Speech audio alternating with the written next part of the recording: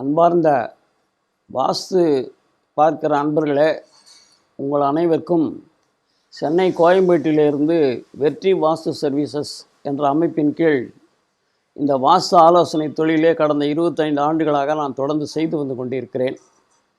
இதன் மூலமாக எனக்கு பல்வேறு பழைய கிளையண்ட்ஸுங்கெல்லாம் என்னை அழைப்பதும், நான் அவங்களுக்கு போய் அவங்களுடைய சம்மந்தப்பட்ட ஊருக்கும் இடத்திற்குமே நேரில் போய் பார்த்து அவங்களுக்கு என்ன சர்வீஸ் வேணுமோ அதை சொல்லி அவங்களுக்கு சரியான அட்வைஸ் கொடுத்துட்டு வருகிறேன். புது பிளான் கேட்டாலும் போட்டு கொடுத்துட்டு வருகிறேன். இந்த தொழிலே நான் 25 வருஷத்துக்கு மேலாக எல்லா கிளைண்ட்ஸும் திருப்திப்படும்படியாக நான் செய்து கொண்டு வந்திருக்கிறேன். இதை இந்த காணொலி மூலமாக புதுசாக எனக்கு அறிமுகம் ஆகக்கூடிய அன்பர்களுக்கு ஒரு வாய்ப்பு கிடைக்கட்டுன்றதுக்காக இந்த காணொலி மூலியமாக சில தகவல்களை வாஸ்து சார்ந்த ஏற்கனவே ஒரு முறை ஒரு காணொலி வெளியிட்டிருக்கிறேன். இது என்னுடைய ரெண்டாவது காணொலி ஆகும். இது இன்றைய தினம் நான் பேசக்கூடிய தலைப்பு காலிமனை தேர்வு, அதை எப்படி செய்ய வேண்டும் அப்படிங்கிறத பற்றி தான், அந்த டாபிக் தான் இப்போது நான் உங்கள் இதில் சொல்ல போகிறேன். எல்லாம் நினைப்பீங்க, ஏதோ ஒன்று நம்ம இடம் கிடைக்குது, நமக்கு தோதாகுது, பக்கத்தில் இருக்குது, எதில் இருக்குது, பக்கத்தில் இருக்குது, கிட்ட இருக்குது, ரோடுக்கு பக்கத்தில் இருக்குது, ஸ்டேஷனுக்கு பக்கத்தில் இருக்குது, இந்த மாதிரி நினச்சின்னு வாங்குவாங்க. அது இருக்கட்டும், அது ரெண்டாவது விஷயம். அதில் எந்த மாற்றமும் கிடையாது.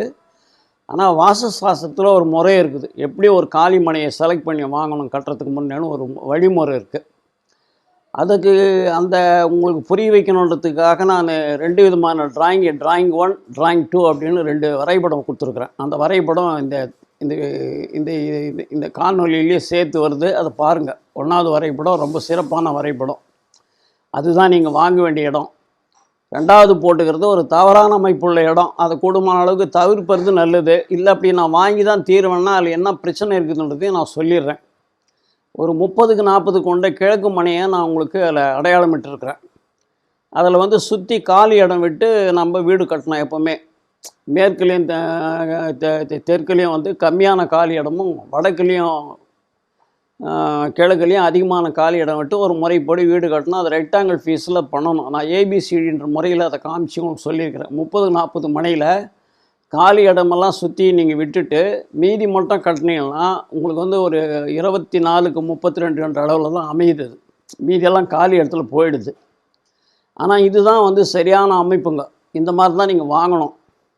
அது நீங்கள் கிழக்கும் பார்த்து வாங்கலாம், வடக்கும் பார்த்து வாங்கலாம். கூடுமான அளவுக்கு தெற்கு மேற்குங்கிறது கொஞ்சம் வாஸ்து பொறுத்தவரையும் பவர் கம்மி.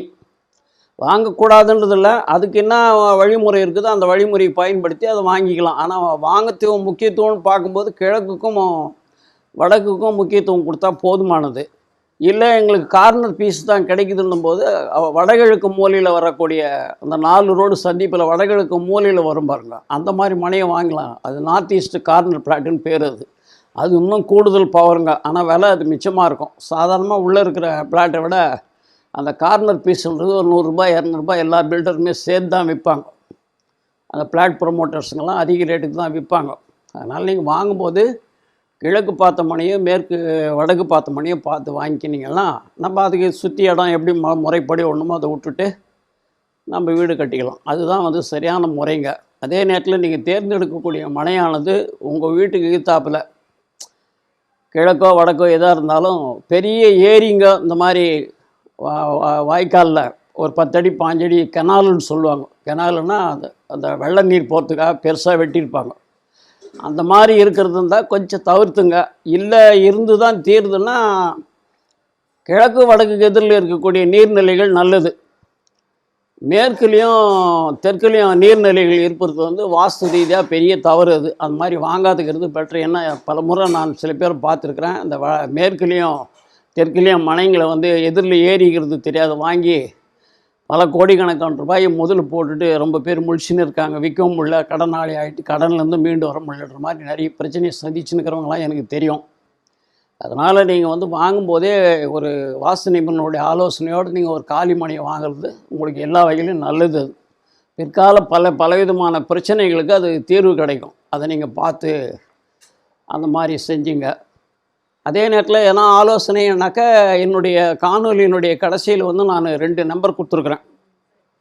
அந்த 2 நம்பரில் நீங்கள் என்னோட தொடர்பு கொண்டீங்கன்னா நான் உங்களுக்கு என்ன ஏதுன்றதை பற்றி விவரங்கள்லாம் சொல்கிறேன். அப்படி நேரில் வந்து பார்க்கணும் உங்கள் இடம் அப்படின்னா கூட அது எப்படி ப்ரொசீஜர்ன்றதெல்லாம் டீட்டெயில்ஸ் வந்து நான் ஃபோனில் சொல்லிடுறேன். எல்லா விஷயமும் காணொலியில் சொல்ல முடியாது.